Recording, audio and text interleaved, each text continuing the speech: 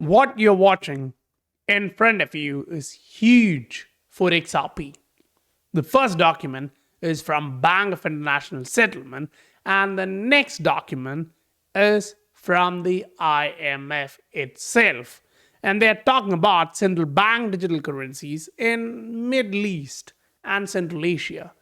But for us, the attention should be here.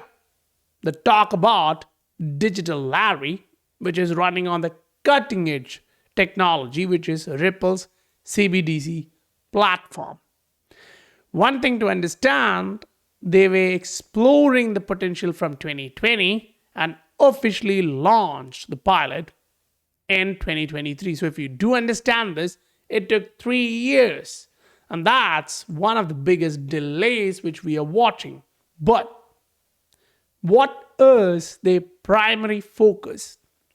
It is to promote financial inclusion. So which countries are they looking for that?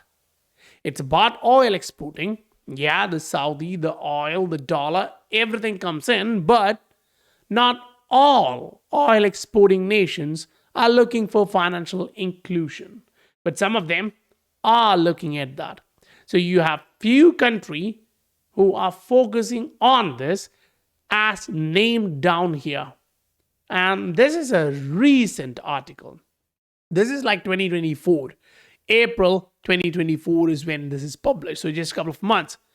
But if you remember history, like just 1 year back, inside this Bank of International Settlement document which argues about the trust bridges. When the money is flowing, you need to bridge that because you're talking about the central bank digital currencies and how money should move. Remember, they highlighted few models, 3 of them, in which private settlement asset and marketplace was highlighted. But they didn't actually go to Bitcoin.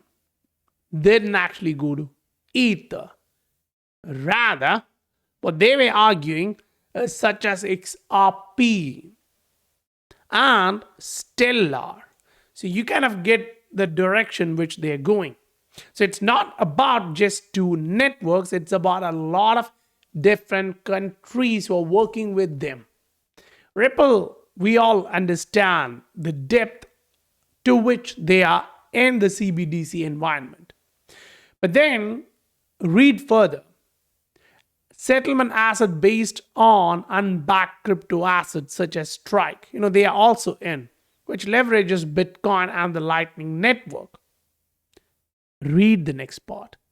However, a public solution has a key advantage such as tackling coordination problems, centralizing participation, liquidity provisions, all of that for the financial integrity standards. And that's exactly where the CBDC mechanism comes in. You're not talking about private thing because governments, they want control. The bureaucrats, the politicians, they won't give you easy access. They want total control. That's why the CBDC narrative. That's why the role of XRP and Stellar is being highlighted by the IMF, by the Bank of International Settlement. This is huge. Welcome to the scientific investor family, where the normal retail guys get to learn how to become the next top 10% of this world. Yes, the news, the narrative, everything is getting really hot for XRP. This recent highlight, which is just from today, shows you the fact that the new district court judge actually comes out positive. Dismissed all 4 of class action claims against Ripple. But yeah, it will allow one to see whether the arguments put in by Brad back then on that televised episode kind of pushes it to the civil securities side. But all the others are dismissed. That is in itself positive. So when you go down the road of who's using this, who's studying this to use for what, it's all great because it talks about how things work. XRP Ledger is the highest value blockchain. Remember, highest value blockchain to use such a strategy. Furthermore, now what strategy? Think about that. Because on the other end, you're looking at the attacks which is being randomized. You know there has been a ton of hacks in the Ether network. We have seen that in multiple periods of time. Maybe had a lot of them, right? Whereas till this time, how many have you seen for XRP Ledger?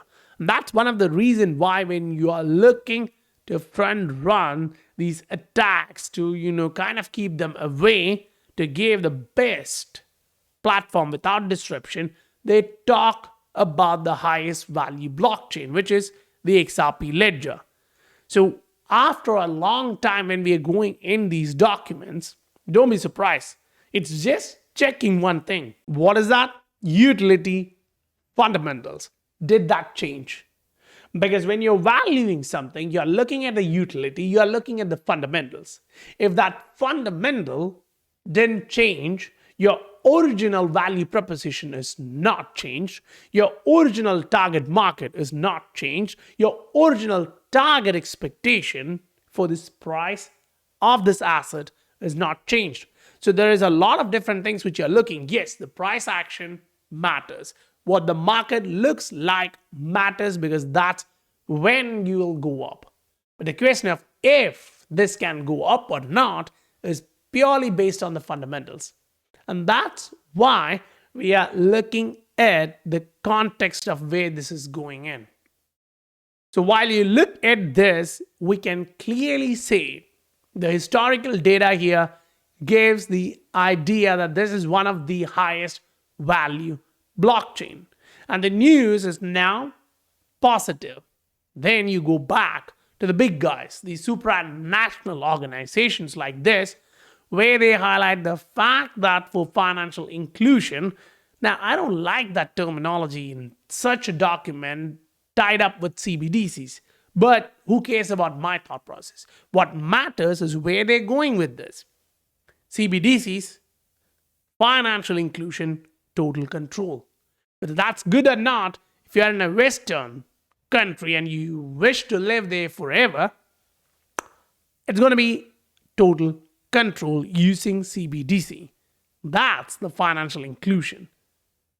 But when you're on a developing economy, emerging market, you still have some financial inclusion needs there, which means you still have cash-based system, which is working clearly, but government needs to incentivize people to use an efficient system. So initially, they're going to use all the control mechanisms, but people would be jumping onto those slowly, knowing that they can still use cash. But in some of these other economies, we already understood that's not possible. Now, let's actually look at the price action side of things and then the news, because it does matter, because it shows tomorrow's option market. The expiration is $5.1 trillion. I mean, that's huge. That's the largest in history. That notional value of 5.1 trillion. Whew. So something has to happen. The settlement on the evening side is like 2 trillion. And just in the morning side, that's 3.1 trillion. That's huge. So that's one. Two, the news side of things. Now the news is going towards first Solana ETP. And Coinbase is going to be the institutional guys who are going to actually be the custodians for that. Interesting. Because they are also acting as the custodians for the other ETFs. We're going institutional. The institutional herd is here, and the greedy herd is here with the manipulative leg in the market. At the other end, you're watching X payments. It's just coming out within US first for sure. So the payments area is going to be super competitive. target market is so big, everyone want to participate there. But with the recent news, if you understand this well, Ethereum layer 2 user base increases. I mean, it's not a surprise, guys. They have the SEC friends with them. ERC20 should do fine, at least like the AI, like the meme. Maybe the next one is ERC20 game. Follow that up, there are some really good projects on that too. So the narrative matters. Now if you're watching on the Bitcoin side, it's putting fear. See, the government is selling. Initially it was like, watch, they're buying. The price went down. Now it's like they're selling. Maybe the price is going to bounce off.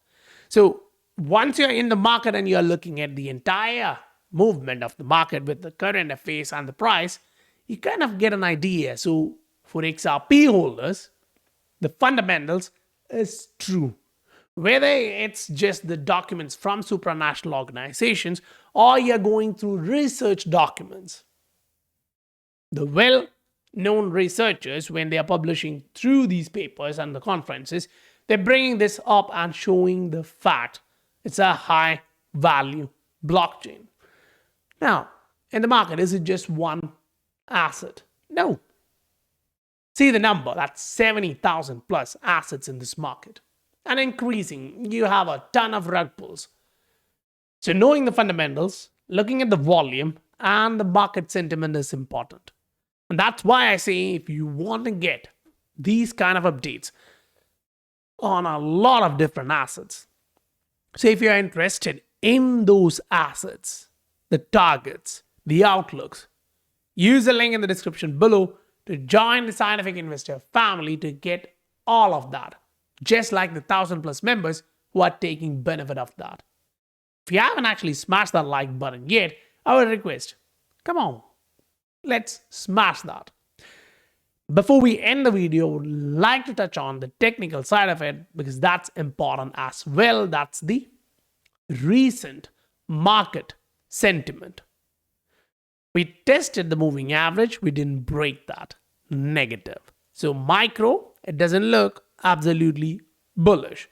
Your support zone in XRP still lies close to 4.466. Maybe we are going to come back, retest that. Bitcoin. Your trend line support, which has been there from some time, is still valid, which means the price may actually come up here, test that particular range. So the first one is 61 to 62, which is going to be a gorgeous area. Now, the daily candle has already started showing you inverted hammers. Remember, we know for a fact that whenever this happens, it kind of shows you where the next candle is going. Last time, just the next candle itself went up to test the moving average, which means if we do the same, we're talking about 67,500 plus in next candle.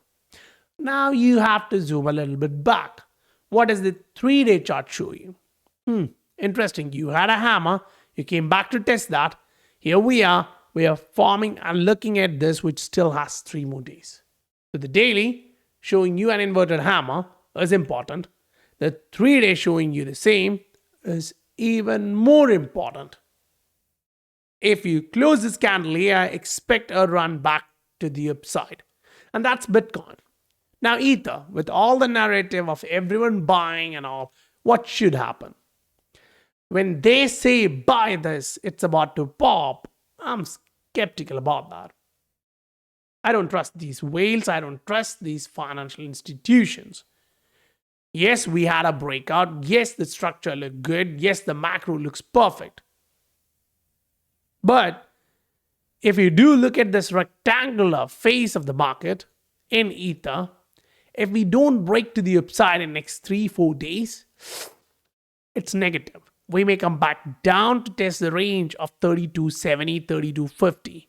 So keep your eyes focused on the market. And if you want regular updates on the market, the entire assets in the crypto market, every 24 hours looks kind of like this in the SI family. You get all the updates. This is a Ask for TA session running where you ask for the assets and I post the macro charts. So guys, if you haven't smashed that like button, let's do that here. I'll meet you guys on the next video. Bye for now.